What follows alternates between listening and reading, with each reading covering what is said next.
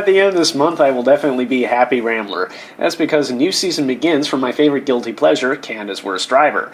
I must admit, I take a very perverse pleasure in the slapstick of countless horrible drivers trying to prove that they deserve to keep their license. But let's face it, for anyone watching the show, one question quickly dawns on them all. How do these people get licenses in the first place? If you've ever tried to get a driver's license, you know that it is hard. And quite frankly, it should be. After all, we're talking about an activity where literally a single mistake can get a lot of people killed. However, the criteria for who's allowed to get their license apparently varies a lot from place to place. For instance, the Drive Test Centre, sort of Ontario's private version of a DMV, is notorious in my hometown for automatically failing anyone for nudging a rumble strip on a highway, for having stone chips that even insurance companies say are totally harmless, or even for driving into exactly the lane you're supposed to go into. I'll leave it to you to decide whether these people are seriously power tripping or if they're just looking for ways to get as many fees out of customers as possible, i.e. retesting.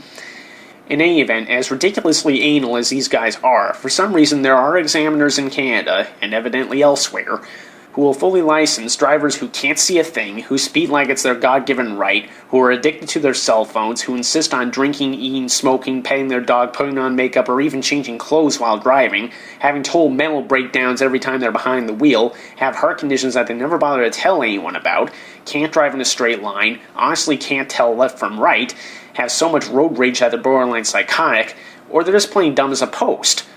By the way, I don't know if it's just because Ontario is the most populated province in the country or what, but I've looked into it, and a very high number of the show's contestants are from the Trillium province. This not only includes at least 2 of the show's 5 winners to date, but it includes the worst driver the show has had so far, Angelina from Season 5. In last year's series, she demonstrated nearly every single one of the bad habits I just listed, plus taking 10 minutes to notice damn near anything, and failed literally every single challenge. What makes it especially irritating to the show's viewers, myself included, is that she's still convinced she's a good driver. Yeah, sure, and Paris Hilton is a rocket scientist who believes in chastity. Though we know what's really scary. The show's producers have probably found someone worse than her for Season 6. On the other hand, at least the Canadian show makes a solid effort to improve everyone's driving, or at least treats it with the seriousness it deserves. That's a lot more than will ever be said for the American version. I'm really not sure what else to say. If ever there was an argument for standardized testing of anything, it would be these lunatics and dimwits on Canada's Worst Driver, and the fact that while some perfectly good drivers get railroaded, others get licenses despite the fact that they clearly do not deserve them. While I think the show does fairly well on its own merits, I also know that many viewers, including me, have written the show requesting that they track down whoever decided that these horrible motorists should have the privilege of being unleashed on our roads. I'll let you know if they ever do that, but just in case they don't, I suggest you write the producers at info@propertelevision.com and keep pressuring them to do this. Sure sounds like it would make good TV after all.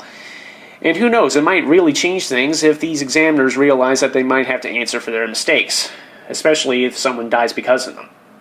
That's it for me.